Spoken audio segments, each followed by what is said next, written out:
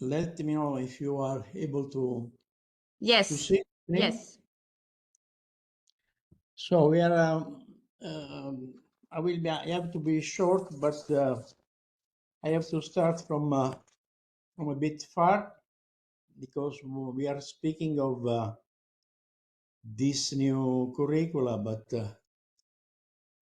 this kind of experiment that we are doing at the University of Basilicata is starting from a clear demand from the European Commission, but also from the consideration that new professional skill from one side are required, from another side are not ready at the moment. So if you come on the ISCO catalog of the profession in Europe, the one recognized, you can find expert in GIS, in aeronautics, in ITC, but you cannot find a profession like the one is usually required by the companies. That means not just people able to handle data, to develop application, but also people that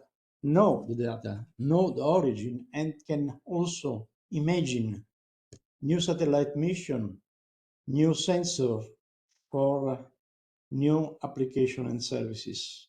So this is one gap. This gap was recognized by the European Commission, and we are discussing, as I mentioned before, of a skill that allow to know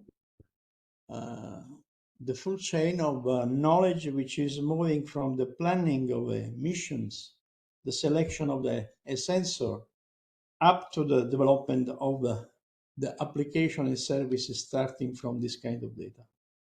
This has been recognized by the Commission, but this is not a lack of courses offered at the European level, because if you look even just to the Italian universities, you can find all this kind of courses, all this kind of requested contents, but they are scattered in different academic courses. Aeronautics, you can learn something about systems, or ITC or electronic course, you can find something of related to the, for instance, to active microwave technology. And also you can find in engineering the part related to application, but this is not offered as a unique place where you can collect all this information which are useful for the skill we are talking about. Something was moving in 2014 during the user uptake strategy. We proposed to establish what we already tested with the help also of NEREUS in previous European project, and that means the network of the Copernicus academies, together with the Copernicus relays. And this was an idea that was started 1 year before. At that time, the Copernicus was still GMS, so we are speaking of the Virtual GMS Academy. And with Professor Zeil of Salzburg University, we were proposing the alliance of the university working in the space sector to exploit the collaboration of this university to promote new skills. After that, you see, in 2017, the Copernicus Academy was established. This is the first assembly. And so the idea was accepted by the Commission. Presently, the two network, the Copernicus Academies and the Copernicus Relay, are the two pillars of the Copernicus user uptake strategy. So the Commission put some funds on this, are continuously funding this action, and the first, not the only, but the most important action was the funding of the project addressing this issue. The EU4Geo project was a very strong project, and NEREUS was part of that, but these efforts are continuing in the new program, European program. Let me say how important was the EU4Geo project, because in this project was established the body of knowledge in of the Earth observation and GIS environments. So it was a big effort, thousands of concepts, very at the level of detail, very high. Relation among these concepts were established, and this was the first results of the collaboration of the space sector, academies, companies, and so on. We involved more than several hundreds of experts to contribute to this.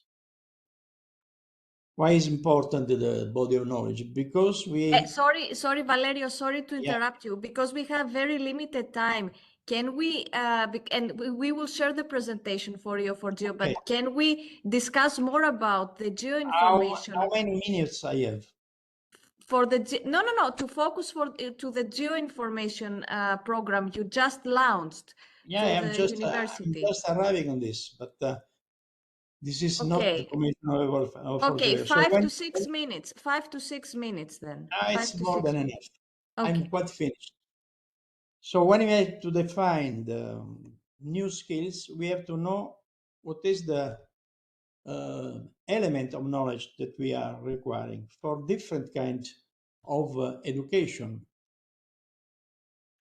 This is also the basis for people looking for a job, or people which is offering looking for professionals. So this can be done on the basis of the element of knowledge that the EU4Geo provided. We used this. On the right, you can see that the element of the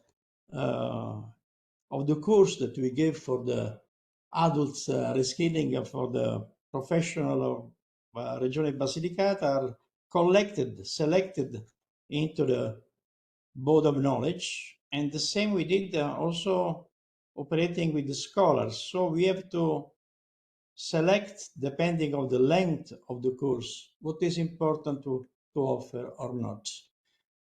So this is the following this line. So I'm looking for how to create this kind of complete skill. We were funded by our Ministry of Research and Education, well funded, to start the job. So we started with the first level master that we will give in 2 editions, looking at a Master of Science on 2 years that will be developed in the next year.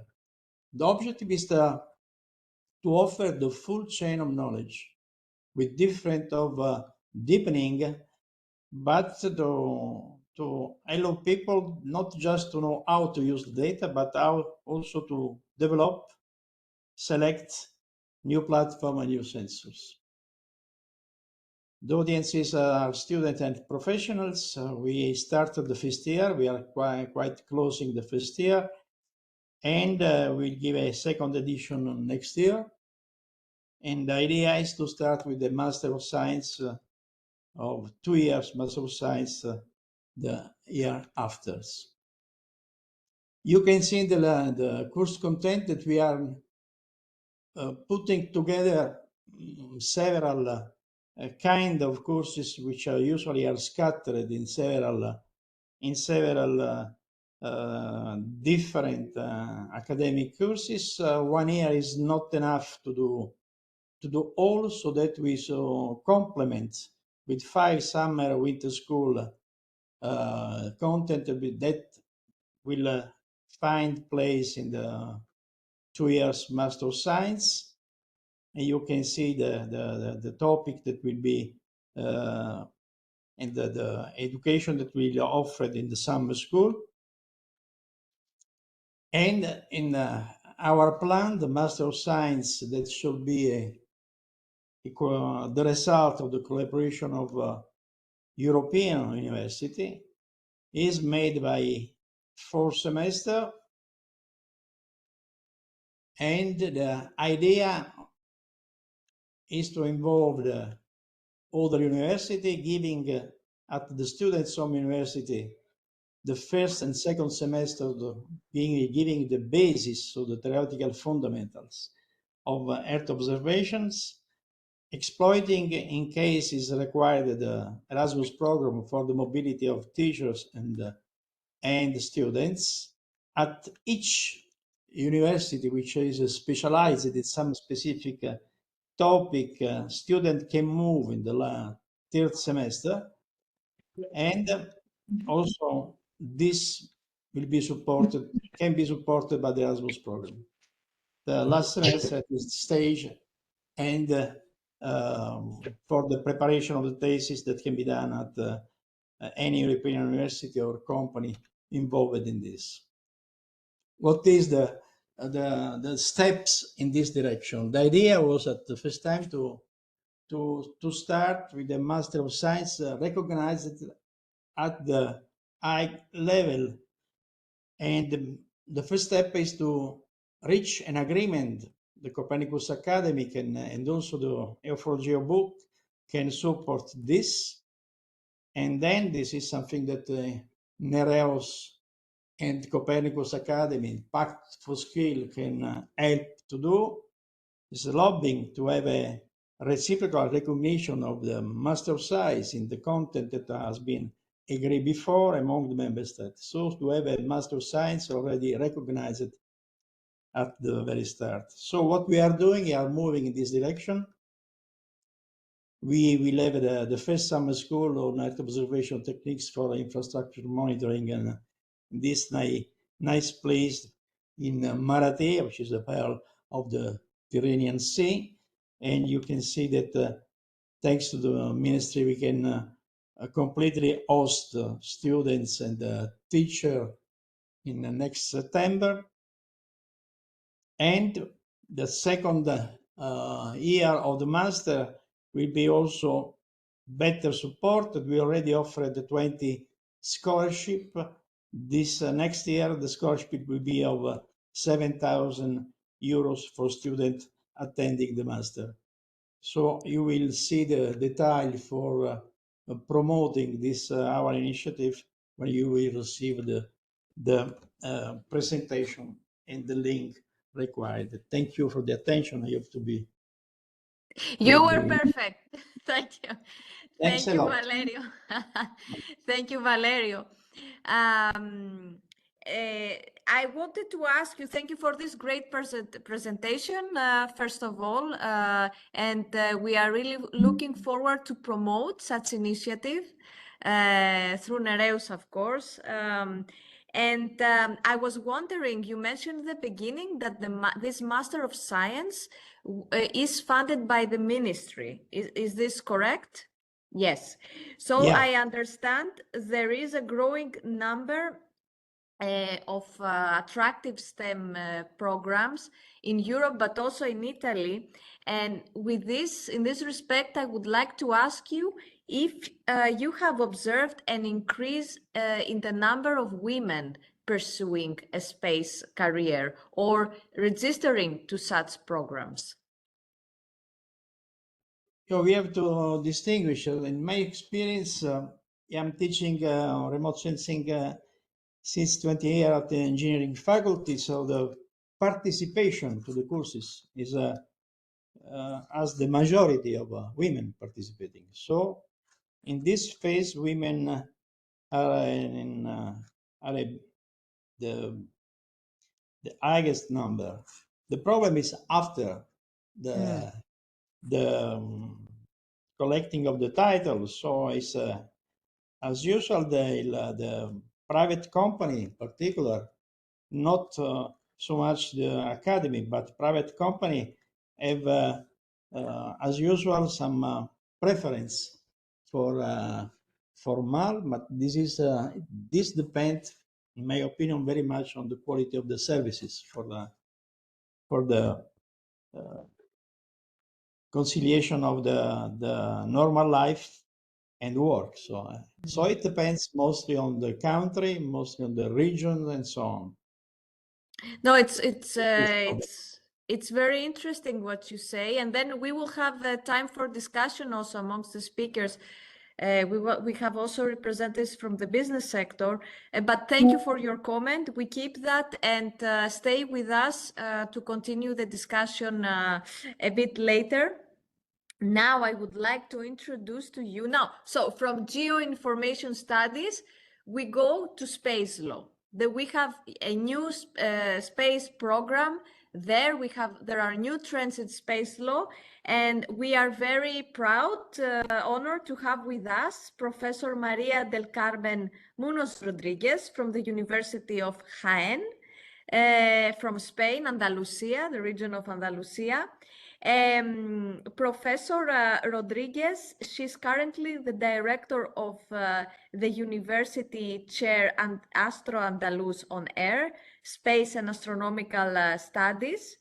For those who know the ECSL summer courses, these are the Manfred Laxmuth court competition. So you can explain better than me, of course, Carmen, but it's where the young lawyers, let's say they give, they participate in courts regarding the space issues, space matters. And then you are also the president of the Spanish Center for Space Law since 2024. You collaborate with the International Legal Advisory Office of the Ministry of Foreign Affairs and the Spanish delegation to the UN COPU. So very busy. Carmen, we are looking forward to your presentation and to explain to us with simple words, why do we need space law? Okay, thank you very much. I will share the presentation first.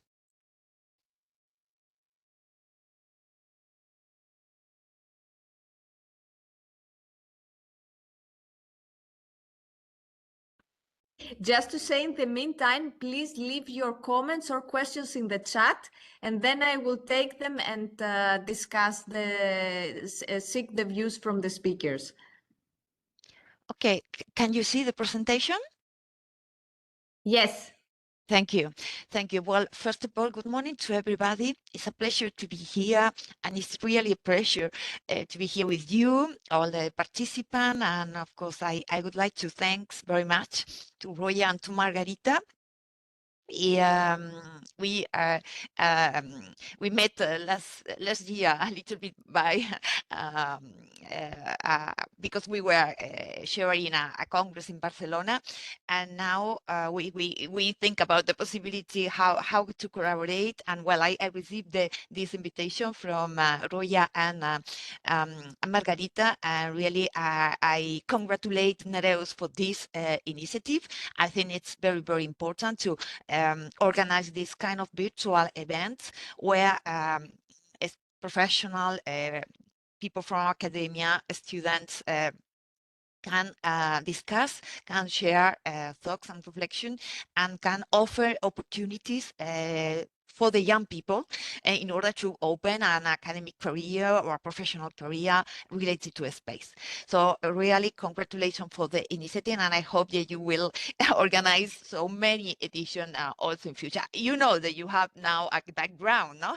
Because this is not the first edition, of course, of this event, but I hope that you will organize more events.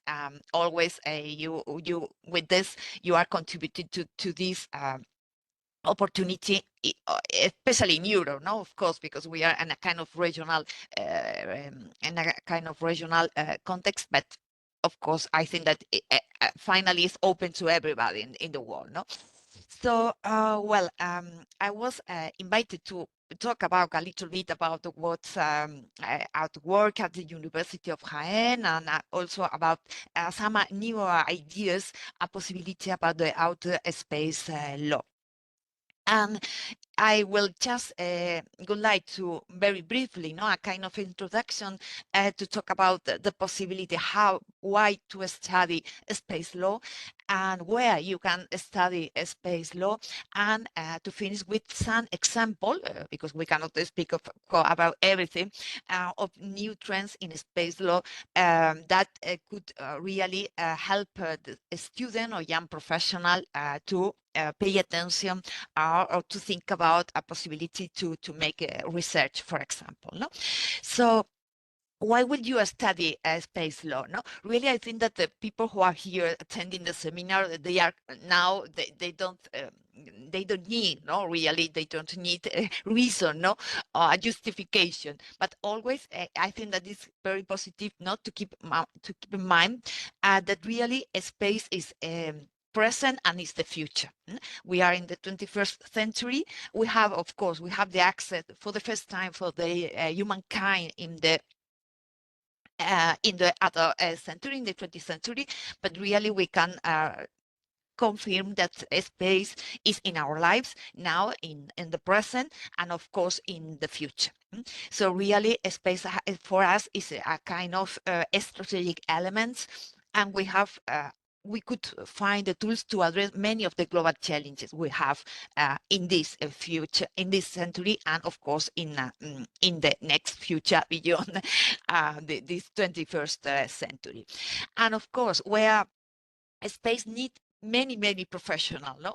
Many different specializations, and of course space needs lawyer, needs law, and with different perspective, no? Because of course I'm a professor of public international law and European Union law, so of course I'm going to convince others, not that our perspective is very important, but really we have to acknowledge that space needs lawyer from all the specialties, no, or from all the different law fields.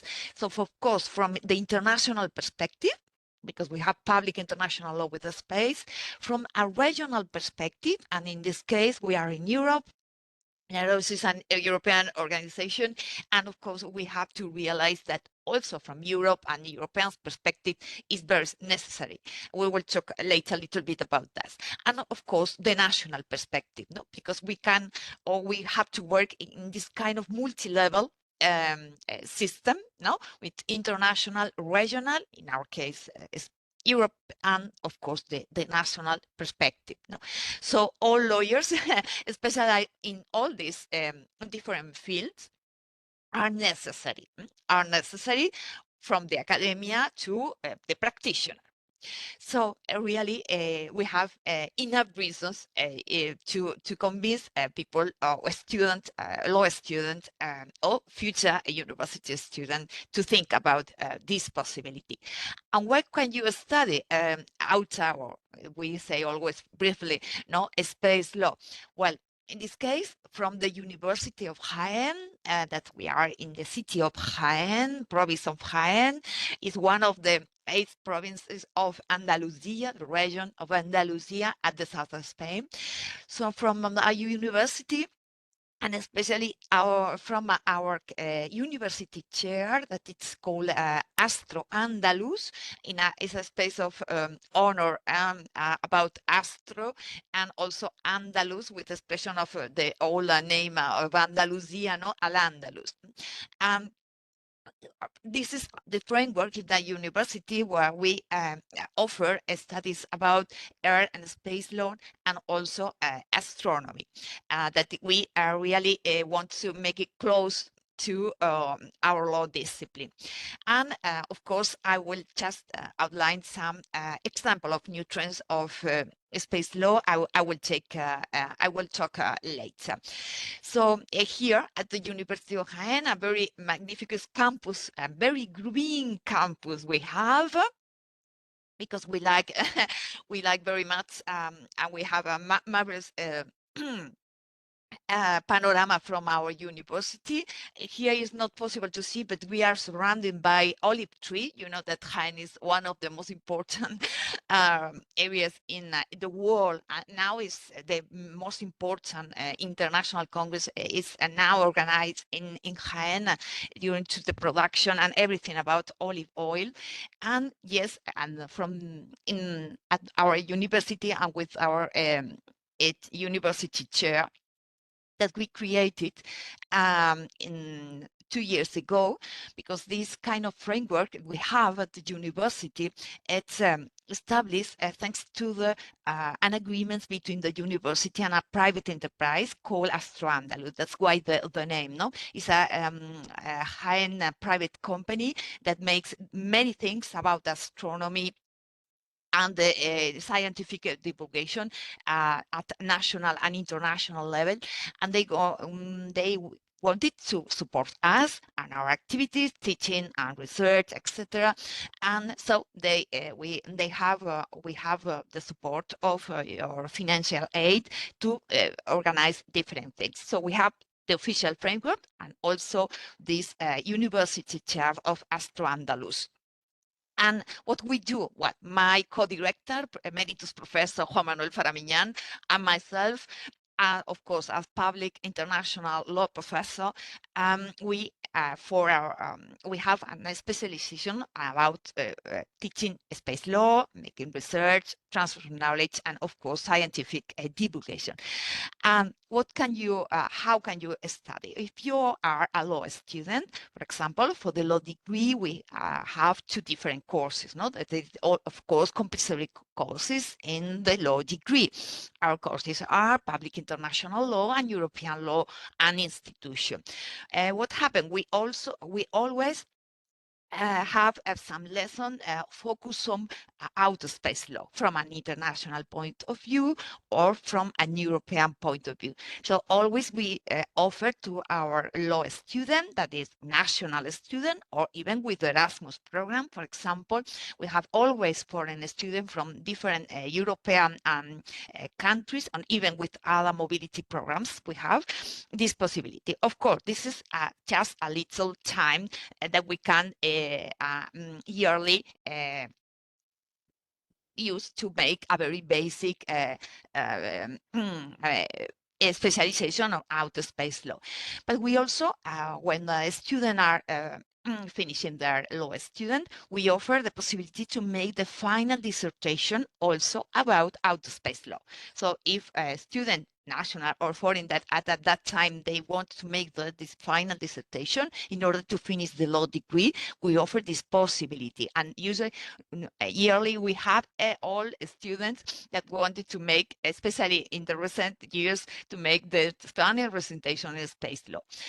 And then apart from the law degree, that is, of course, the first cycle, we have the PhD program in law, and we offer the possibility to make a doctoral thesis on space law, especially in the lines we have with research, Professor Juan Manuel Faramiñán and me.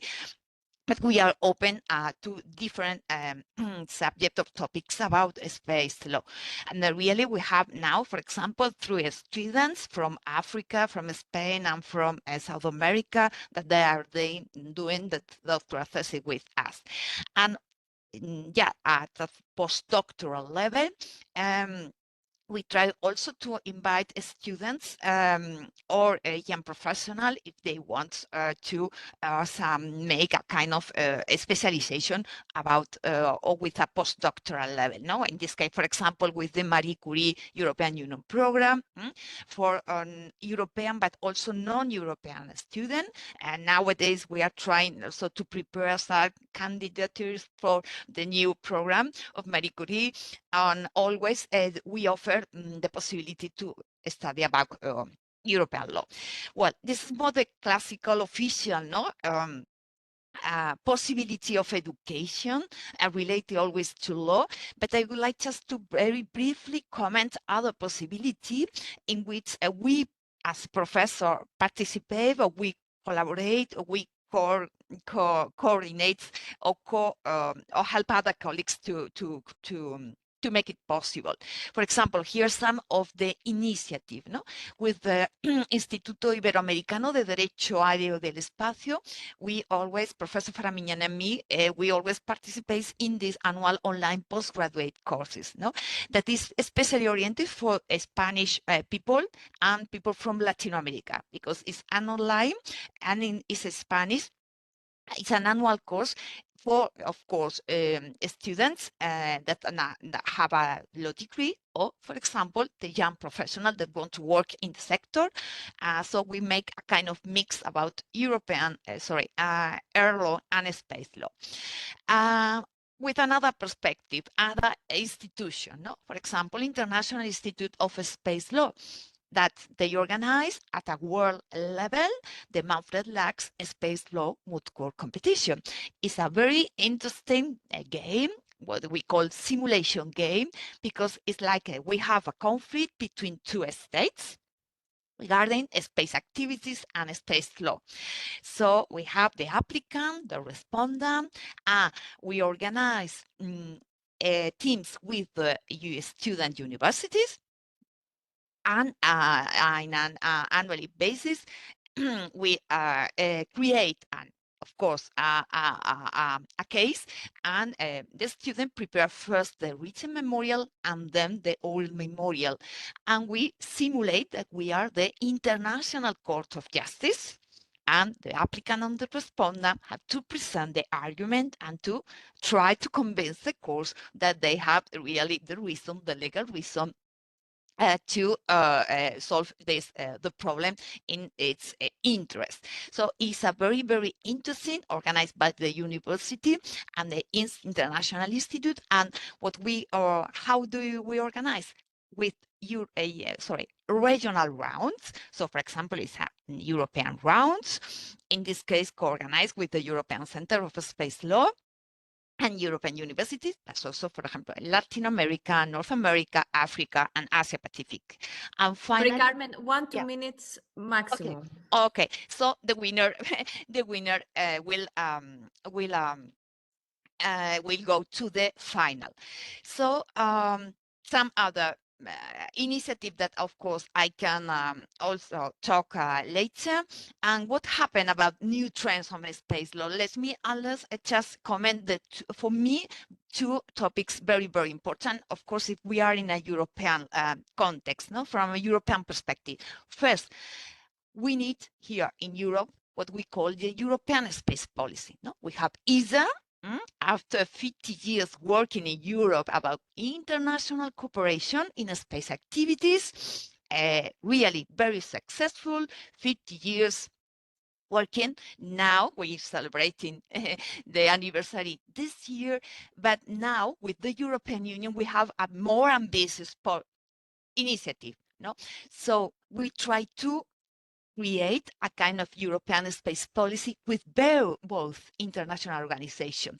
And for that, it's very interesting, the regulation established in the Article 4 and the Article 189 of the Treaty of the Function of the European Union, that are the basis for this new comprehensive European space policy. And I, of course, always advise my students to specialize in that topic, because this is the future if we are talking about space in Europe. Very, very important. And the second topic, big topic, it could be to study at a national level.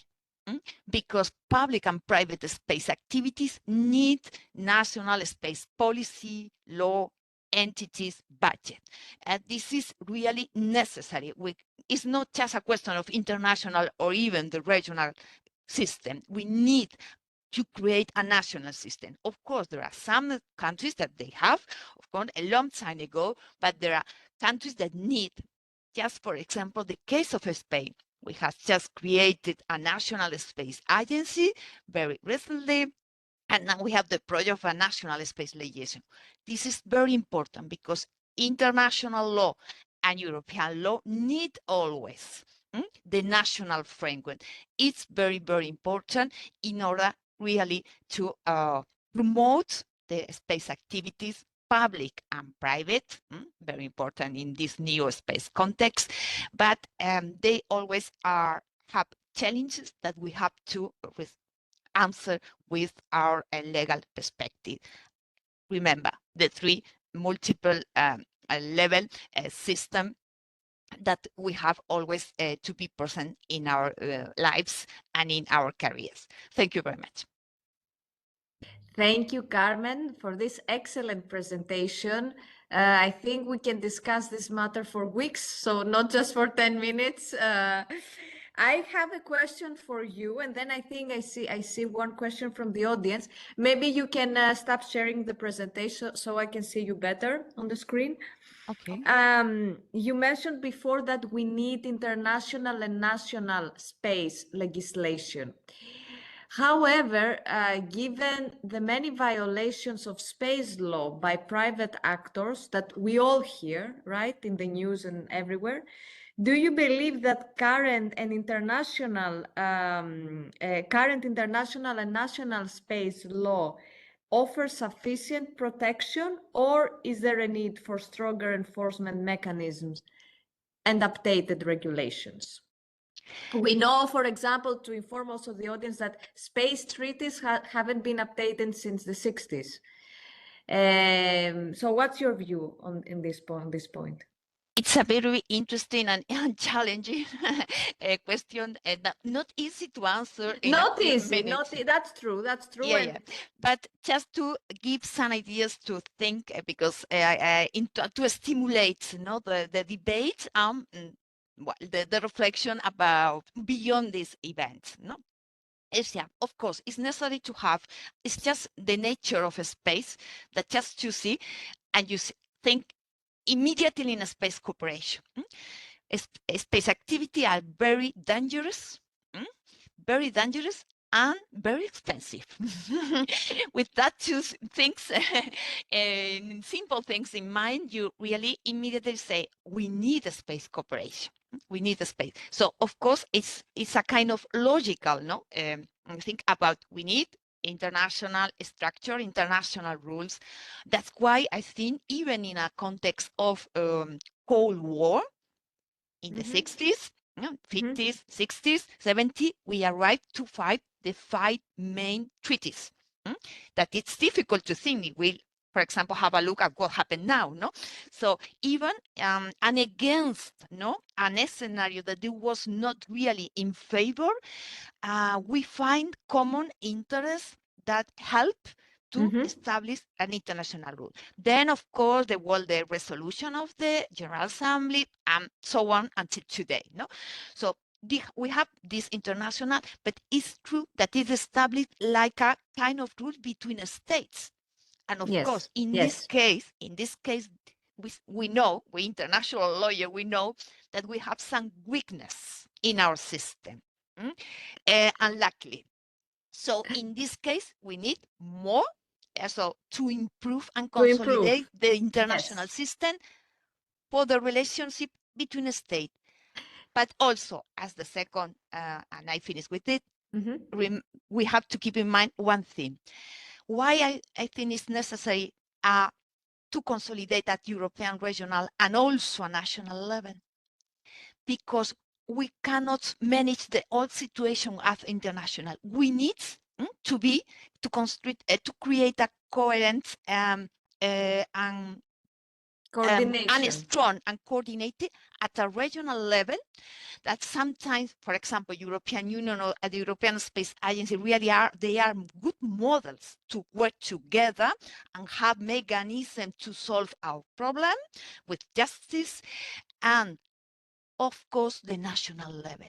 We need, because the international obligation of states is to authorize and supervise the national space activities, public and private.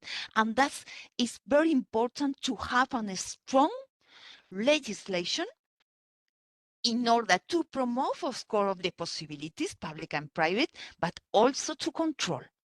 Thank you, Carmen. I have It another would be question from you, from Roya. Maybe Roya, you can take the floor and ask. Thank you, Carmen. Thank you for the super interesting presentation. Here in Brussels, we are waiting for the proposal of the European Commission who work on a European space law. What are your expectations for this European space law? Well, many thanks, Roya, for your question. Very interesting, really. And it is not. It's because as we couldn't have time to explain the regulation in the treaties of this new European policy, but it's very strange that if we take into account how these policies described in the treaty, we would see that it is established with many limitations.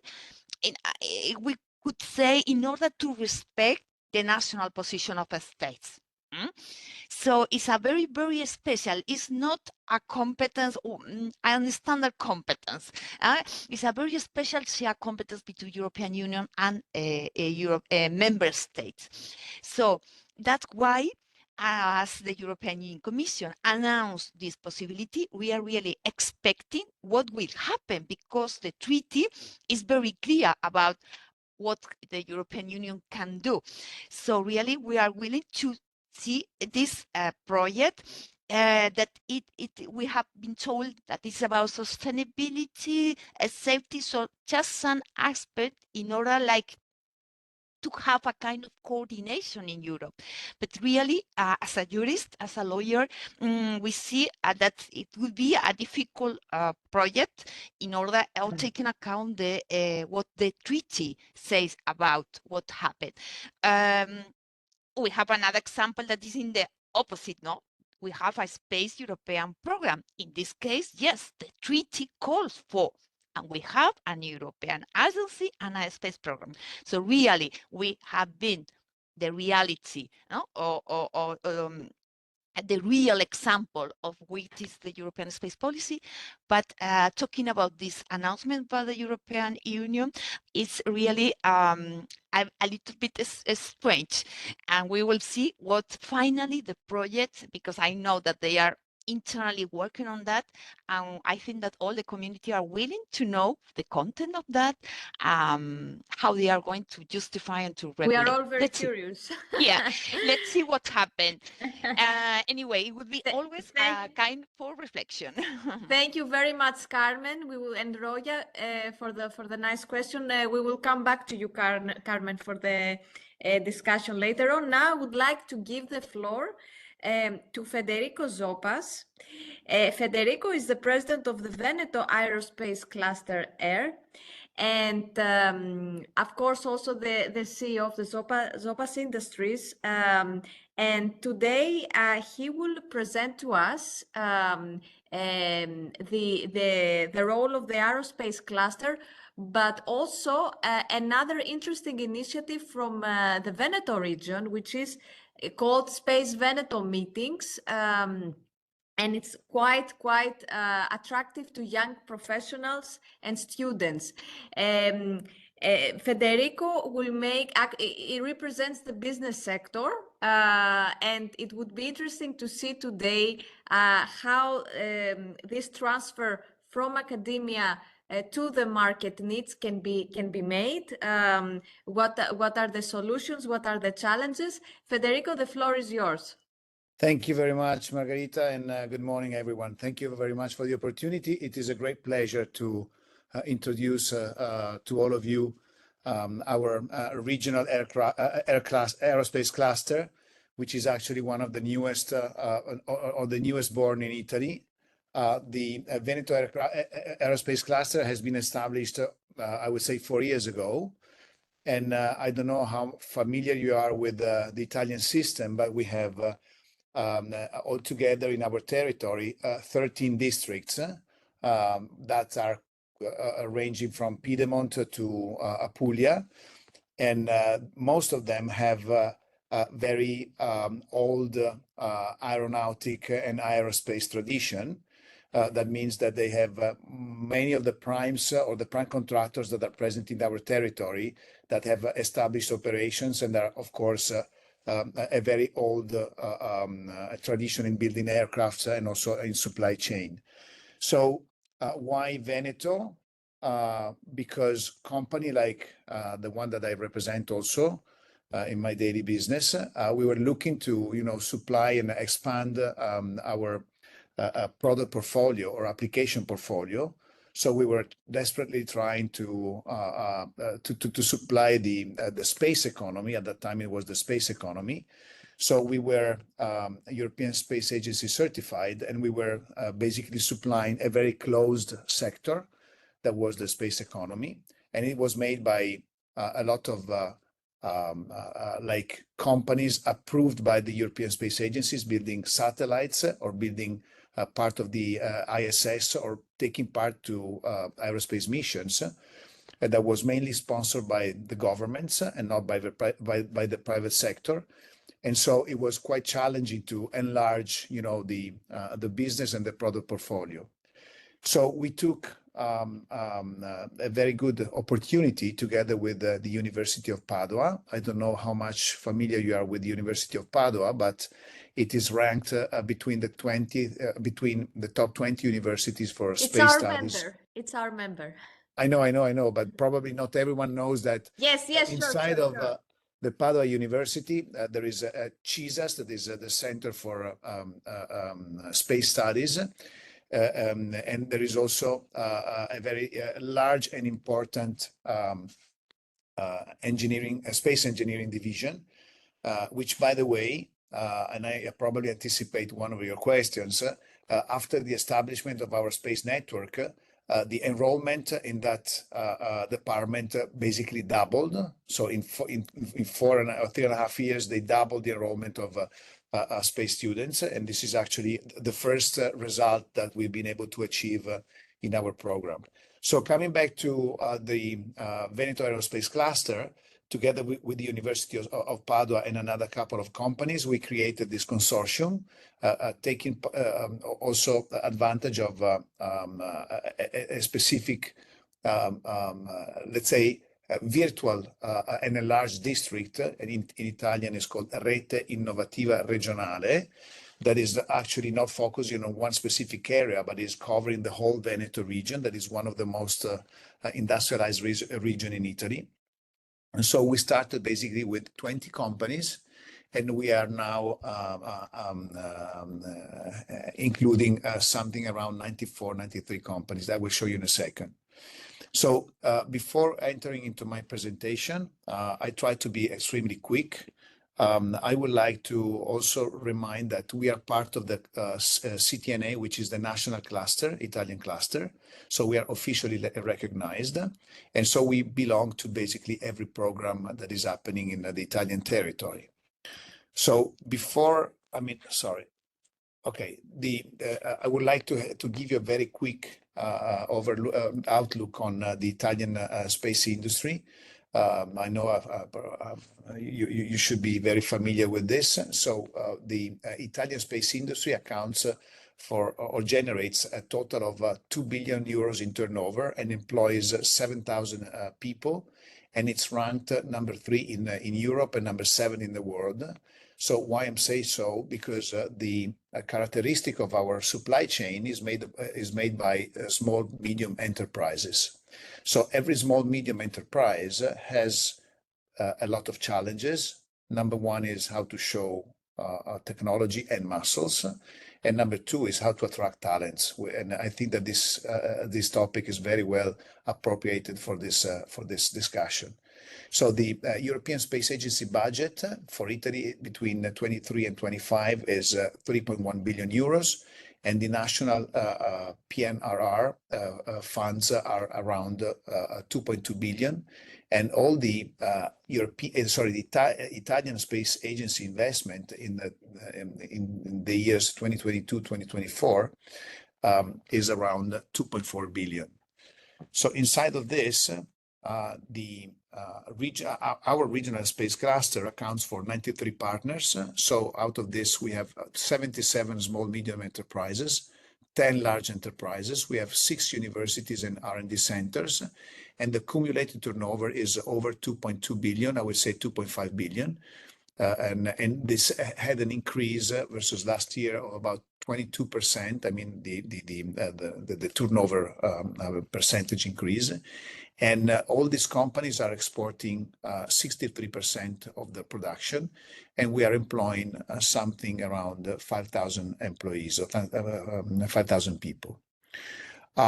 Just to give you an example, we just got an officialization of what would be the potential of growth from a study that was carried out by Boston Consulting. So basically, Veneto is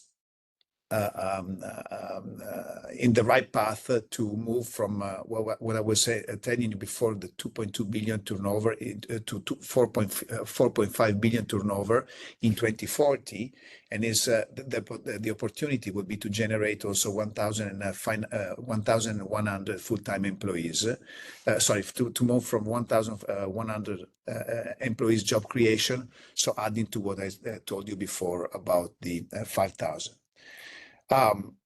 What probably you are not aware is that the Veneto region is already characterized by industrial district.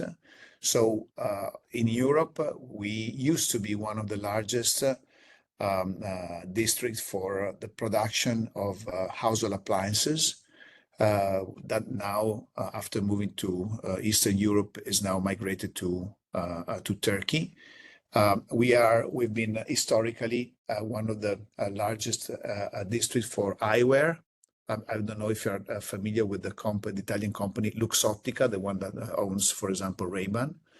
And we have a lot of small districts about furniture, wines. Probably you know about the Prosecco and the Amarone. So what we say is that our approach to industry is very holistic. So we are extremely good at industrializing production processes. We are very versatile. The thing is that since historically we've been always very good at manufacturing, and we haven't been quite good at selling or probably finding new segments and new opportunities. So that's why we believe that putting on the market our capabilities will be extremely good for our territory and also for our companies. So the challenges that our company and our companies were facing, again, was to show and was to demonstrate and to find new sectors and how good we are to adapt to this kind of changes and also to this kind of needs.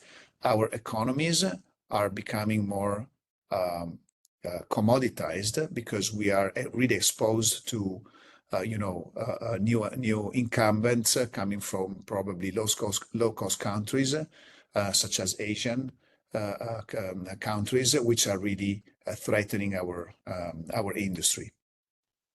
So the vision of our network is to basically become extremely strong in the new space economy. So new space economy means that thanks to the private investment in space and aerospace, we saw a very strong boost in all the numbers. So in order to follow up this explosion, allow me to say, we need to have prepare companies and to support this kind of trend.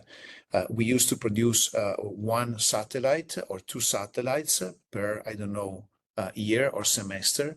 Now companies are assembling something around between 20 to 50 satellites per day. So it is actually strategic to adapt also the output of our supply chain, global supply chain, to this kind of trend. As far as internationalization is concerned, as I told you before, we are trying to support the internationalization process of our associates just by taking part of all the big events in the space industry. And as a matter of fact, it is quite important to create networking opportunities. So like the one that we made in our Veneto presentation, or Veneto region presentation in Brussels, it is quite important to get to know the right people and also the key decision makers. So the support that the network is offering to our associate is exactly this one. When we talk about financial growth, we are also trying to create the right ecosystem between the Veneto region, so the territory, the universities, and also the industrial sector, so that we are also able to spot and to intercept all the kind of government funds that are available in order to fund projects.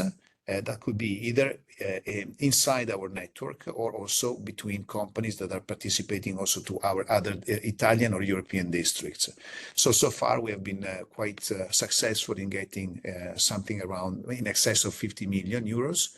And you will see later that we also try to make an exercise trying to understand what kind of capabilities we could have had within our network in order to build a satellite. So we've been able to get a substantial financing program so that we will be able to manufacture our own satellite, relying on all the technologies that are present within our network, or companies belonging to our network. So again, local competences means that through the collaboration with the universities or University of Padua or other leading research center, we've been able to basically line up also with the National Space Economy Agenda, which is basically the investment plan from 21 to 27. Just a snapshot of our capabilities. So the key technology areas of focus are autonomous navigation and remote sensing, advanced onboard system for new space economy and small sats, space exploration, enhancement of strategic research infrastructure, and also clean and safe space. I don't want to go too much deeper into these points. The current competencies in space are ranging from for example, heaters or thermal balancing system. That's a product that we actually make. Space propulsion systems, small sat subsystems, scientific payloads for remote sensing, mono and stereo telescopes, space robotics, autonomous robots and drones, innovative optical telecommunication systems, quantum technologies, cybersecurities, and also extraterrestrial habitats. So all these are absolutely key in all the requirements and coherent to all the needs of the new space programs, which are probably you're familiar with that, from the Earth to Moon, from Moon to Mars, and then there are many programs related to the substitution of the international space stations, together with all the experiments and space exploration. So, in order to show how strong, let's say, our network and our approach to this kind of opportunity we decided to organize this Space Meetings Veneto, which will be taking place next week in between May 20 and May 2022 in Venice. And it will be the opportunity to basically top our first and second edition. So this will be our third edition. And to give you an example, last year we had 250 companies exhibiting. This year we are already exceeding 320. They're all coming from more than 25 countries. Last year we had 3,000 attendees. The first edition was 1,200. So this year we're expecting more than 5,000 people. We are also hosting some European startups. We organize through the platform that we have B2B meetings. Last year we had 5,000, and we had conferences, and in the three main topics that I'll comment in a second. We had more than 150 speakers organized in more than 50 panels. So the agenda of the meeting would be: the first day, we're going to have an investment forum for space and aeronautics. So we will have experts from the financial industry, from the stock market, from private equity funds, private investors, because we believe that it is absolutely key to bring closer the demand and the offer about new technologies and how to basically leverage these opportunities in the financial industry. Then we have on the first, second, and third day, of course, sessions related to the supply chain on space and also on aerospace. Since in our territory, talking about district again, sorry, I forgot to mention that we have a very strong sports system district, which is basically, I would say, very famous for, hiking shoes or for technical clothing. We have a session on space and sport. So how our companies can leverage their products to support the space missions. And on day 3, I mentioned, of course, about wine. So we're going to have a vertical on space agritech and space and wine tech, together with some session on the blue economy. So why we decided to organize this? Because we believe that we can create the conference, which is actually inside one of the most important conference around the world, talking about space economy. And we would like to be together with Torino, which is organizing the aerospace and defense meetings in autumn. We would like to be the two basically key conferences in Europe for space. If I have a couple of minutes more, this is some of the logos of our companies participating in our network. And another things that I would like to mention is that, for example, we participated for the first time to the International Astrophysics Conference. Yes. Astronautic Conference in Milan. We are participating to the Leonardo, it's called Crescere Insieme, that means growing together program. That means that Leonardo would like to rely on all the Italian clusters in order to build a resilient supply chain, because they would like to fulfill a very ambitious target that means to double their sales. So they need to rely on a solid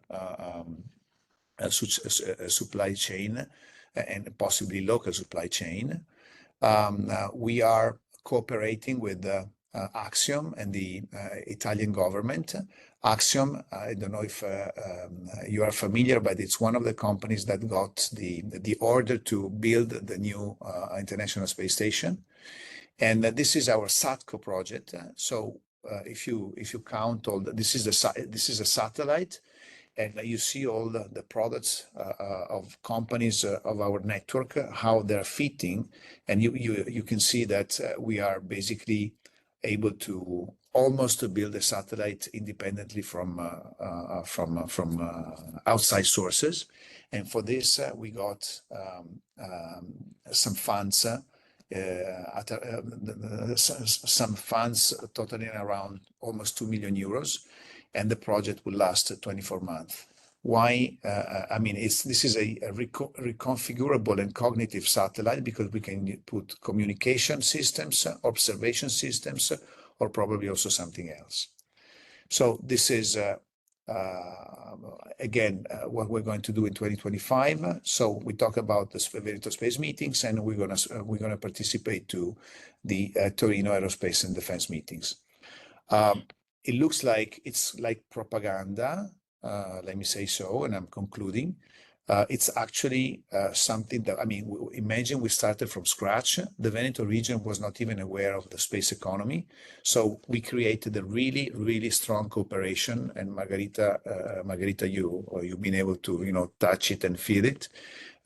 So everybody's really, really, I would say, happy to be part of this opportunity. And this is actually also an icebreaker for other adjacent segments, such as, for example, medical economy. So this is, I mean, we're talking about also, cross-sectorial industrial policies. Exactly. So thank you very much. Thank you very much, it. Federico, for this impressive presentation. Well, as NEREUS, we know that Veneto region thrives in the space sector. From my side, you answered all the questions I had. I don't see questions from the audience. What I would like just to note before I move on to the final question to all speakers is that you represent the industry. You come from the industry. You also presented that Leonardo, which is also another big industry, space industry, also shifts its attention, its interest to the small and medium enterprises to raise their value. So this is for me something new. I see in the last years that they really value the role of the small and medium enterprises. And as NEREUS, of course, we are also focused at the regional and local level, so to the user. Yeah, I mean, in your presentation, you clearly showed why that is. But if you have something else to add, please. Well, just a comment on the small medium enterprises. I think that there is a reason for that. I mean, the fact that all the primes are relying on small medium enterprises. Can you imagine how all the challenges that every mission has to fulfill or still have to cover if they want to go, if someone wants to go from the moon to Mars? They need to breathe, they need to eat, they need to, dress up, cover themselves, protect from radiations, trying to boost or to increase the speed at which they want to go from A to B. So if any company, I'm not talking about Leonardo, but if any company will have to invest financial resources and also engineering resources, those will be unlimited. So the strategy is very clear. If they rely on small, medium enterprises that are very innovative and very versatile and very quick, they can close these gaps extremely quickly. So these small, medium enterprises can also be quite attractive for like M&A opportunities from private equity funds, so that they can group one or two or three or four companies trying to make probably some not small medium enterprises, but maybe mid-sized companies that can support these programs in a more structured way. So thank you, Federico. Roya, please. Thank you, Federico, for your presentation. It's overwhelming. I mean, we are really Veneto enthusiasts. Veneto is a founding member of our network, and we really experience the rapid growth you had in this regional ecosystem. Amazing. I have a question. You illustrated very clearly the importance of technology transfer from non-space into space and from space also into non-space. And my question is, how do you see the European dimension? How, because I think as a European network, we could also contribute and help regional aerospace districts and clusters in better identifying solutions, either in the space sector or outside the space sector, to facilitate this technology transfer. How do you see this at a European scale, and what could we do to better identify these solutions? Well, as I said, normally challenges are stimulating fantasies, projects, R&D projects. So we're not talking about going from, I don't know, Italy to France. We are traveling, we want to travel like distances that nobody covered except from some, remote control modules. So of course, there are so many things that needs to be still defined and covered that the result sometimes could not be exactly what we're looking for, but probably something close to that. So that's how innovations are normally happening, and that's how these innovations can be transformed also in new business opportunities. And this should come both ways, as you said, from like spin-in or spin-offs from space companies or industrial companies who wanted to spin in. I don't know if I answered your question. And then, of course, we need to rely on all the ecosystem that also at European level has to be created, and it is already created.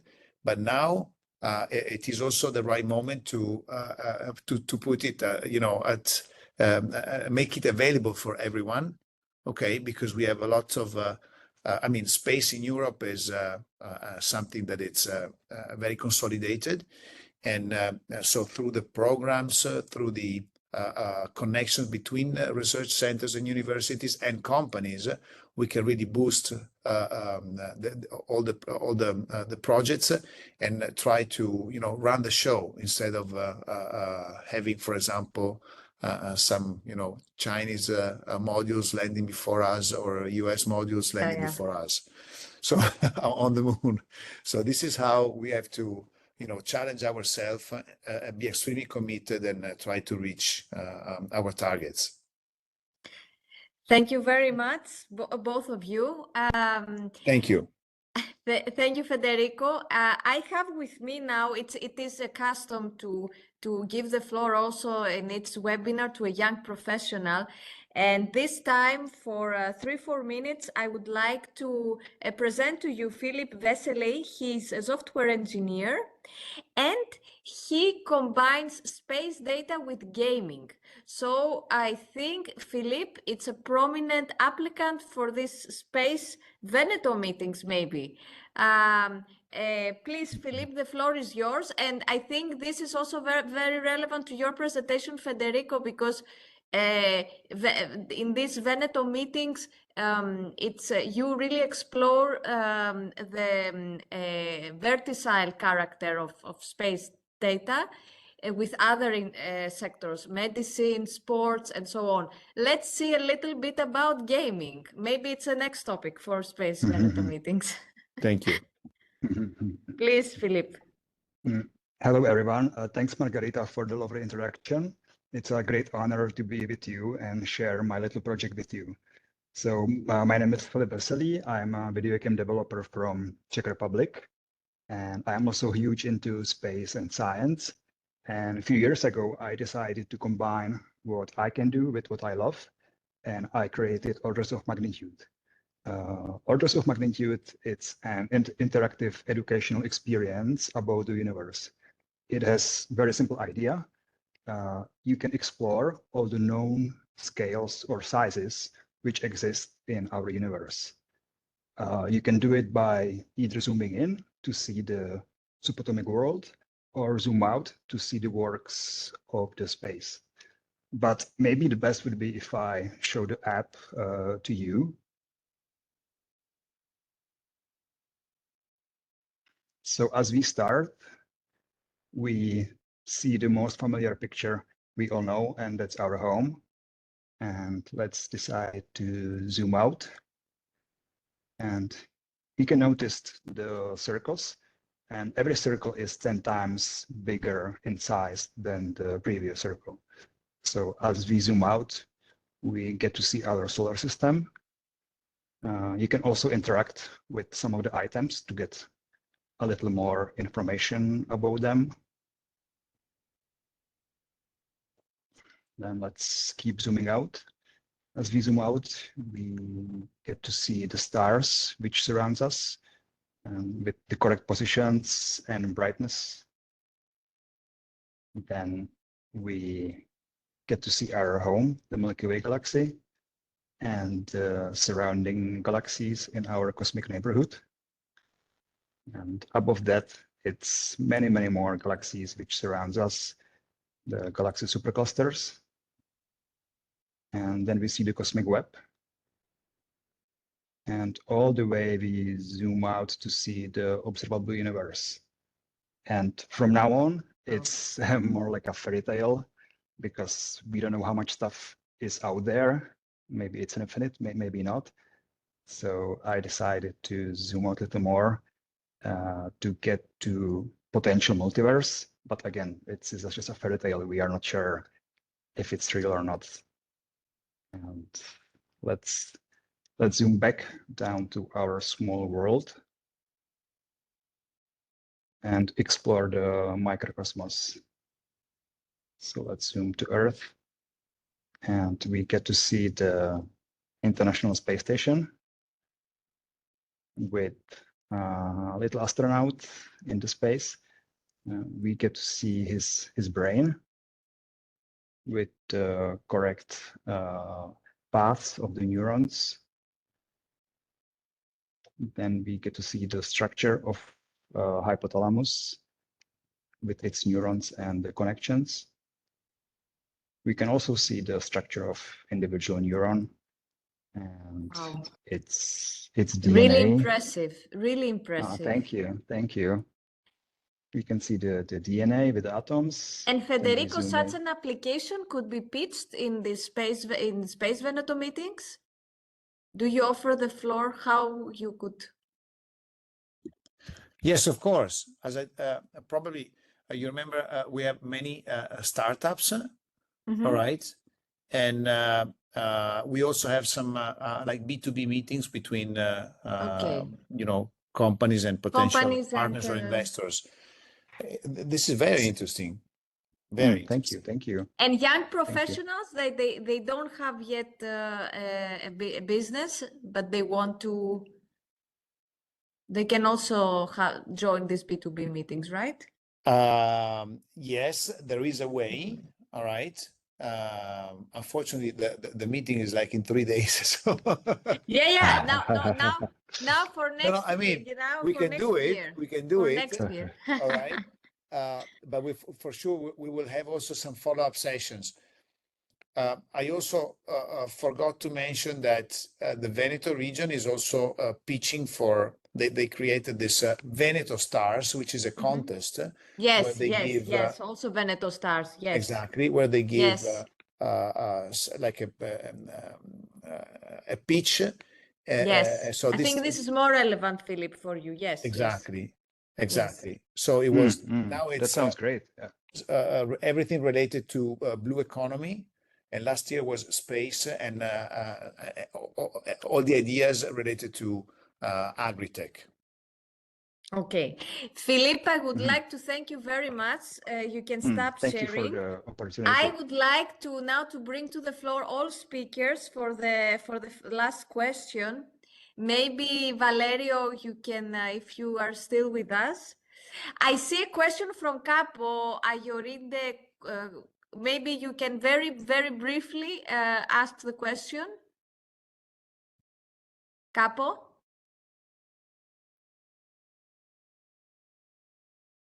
Okay, not yet. We cannot hear you. Then we have a question from Stella Schubel.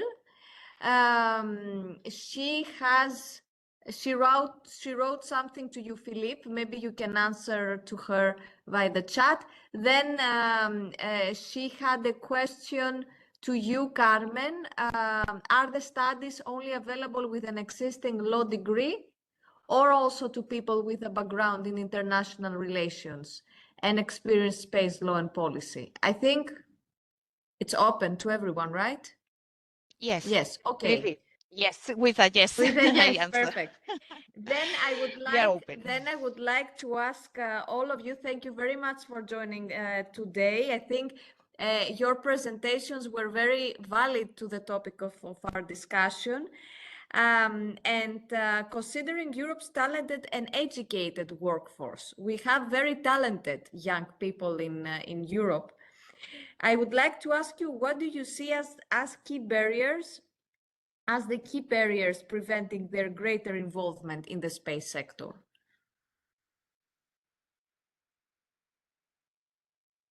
We see many people that they educate, they have space studies, space lawyers, and so on, or engineers. Before, Valerio mentioned that women have difficulties, although they have the degrees, it's difficult to work in the market. They prefer men. So what are other key barriers for you that you view for young people? May I? Yes, please. I said it's different, the problem for young people and for women, and obviously this depends on the country, on the region, and so on. But for women, I already told this, but in my experience, our female students are very, in some way, um, very well attending the courses. They are much more committed, and sometimes we lose them after the degree. But there is not a barrier from the academy for their continuation. Is the barrier are different, mostly for the fact that the family have no support on this. The For what? young, It's who is not they supporting? receive not enough support for when they have a baby or something like that. They are completely alone in some case. And for different is for young people, and the situation I don't know in Veneto region, but the experience that I have with the companies, which are all the time asking me for young people to enroll, but the problem is that the salary also in this sector are very low in this moment. So it's much more frequent that people come outside Italy to find a job. So this is my specific point of view from Italy. Yeah, I had also the same. So the problem Federico, is, any comment? Valerio, no, it's very valid, your comment. Federico, do you have Well, I any? think that Valerio is absolutely right. Most of the times, our youngster they do not see any future opportunities, and there is also a paradox because in order to sustain this growth in this very challenging sectors, companies are really looking for talents, and it is quite tough to merge or to connect these needs from companies and also for talents to find a job that is actually up to their expectations. So I think that through this kind of events and also through this kind of opportunities, we need to make sure that we are connecting basically the two needs. I know it's a challenge, but we need to work all together in order to, well, according to my view, to allow talents to go abroad study, get prepared, and then come back with a lot of more experience to be shared and to be used with I'm Italian, so Italian projects. But what Valeria was saying is so true, and it is quite really tough to keep our talents and to make sure that when they come home, they can share or they can find all the infrastructures that, for example, companies or universities or tech centers abroad would normally offer.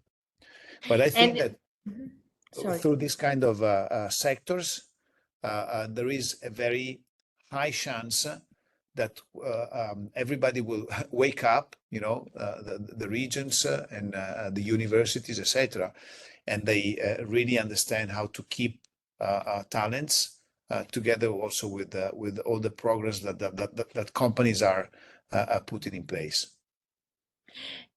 Thank you, Federico. And Carmen, what is the situation in Andalusia? Well, I can't say, and now I'm not in Andalusia, I'm in Vienna. In Vienna, okay, okay. Nowadays, But yeah, you for the work Copulos in meeting. Andalusia. But just for these days, but of course, from Andalusia, I always joke, from the deep south of Europe. Yes, I think in three sentences: more space education, not only at the university, but from the school, the secondary and the university, in order to stimulate and to know that there is a possibility for the future for the students and future professional. From the public system, more investment, because we need more public funds and more initiative promoted by, and from the private sector, we need new ideas, new enterprises, that if we create a good framework where the private enterprise can grow and develop, I think that is the alliance between these three ideas could be, and of course a very important message to women, because sometimes it's something that they consider as not related, not it's from a traditional point of view, and I think that women must be there as the hub of the humanity and the humankind, and we also perhaps need a little bit more effort to also stimulate and attract young women and young students to think about this can be a new life in a space. Thank you very much, Carmen. Federico, Valerio, do you have something else to add? Otherwise, Yes, we can if you close. want, just a few Yes, comments. yes, yes. The last word of Professor Minotz is are true. So we know how to attract people to in the space sector. I suggested since some time ago to invest in the scholar education. The scholar, in my experience, are very ready to handle the data, to practice in GIS. So the introduction of modules in the high school at large could be called help in the motivation to continue. The problem is at the end of the academic course, what happened. The last thing is a curiosity for Maria del Carmen Munoz. I've seen in the slide 7 of your presentation that at the end it was clearly established regarding the space program of Europe that this space program should exclude any harmonization of national laws. So this means that there is no possibility to imagine an international regulation dealing with the problem that Margarita was mentioned before. So it's like a Far West, the space in this moment. But there is no intention to regulate this, at least looking the last article that you presented in your slide 7. Thanks. Any comment, Carmen? Yeah, yes, if I may, very briefly, of course, I think that we we could organize an special event just for this. We can organize another webinar Yeah, on yeah, space, and but it's space true. law. That's why I try to outline how, with this basis in the treaty and in these paragraphs are in the treaty because it's the will of member states, no?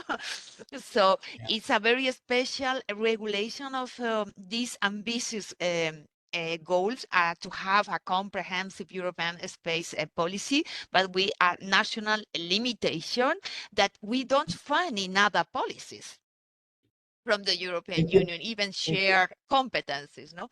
So it's very strange how can, no, the rules we have in order to develop our policy. So that's why it's for us very, very strange. And it was a good news, no, when we found this new policy with the Lisbon Treaty, with the Lisbon Reform. But really, when we analyzed all the sentences, we were a little bit shocked about what with this kind of new experiment, legal experiment, with this kind of legal design of this competence. Very Thank you. interesting, very challenging. Thank you, Carmen and Valerio, for this kind of comments. What I would like to add is that space, you don't have to be a lawyer to study space law.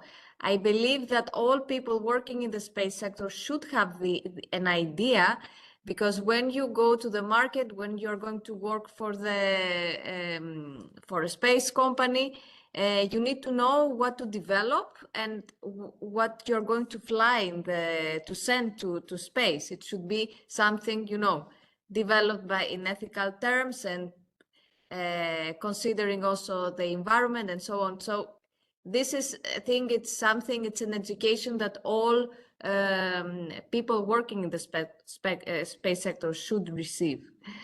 Thank you very much for today. Thank you, Federico, Valeria, Carmen, Thank and you. Philippe, for preparing the presentation and taking the time to join the discussion. Thank you too. We will send a follow-up to all participants, and see you next time. Thank you. Thank Thank you. you. Good luck to Bye-bye. Very all. much. Bye-bye. Thank you. Bye. Bye. Thank you. Bye.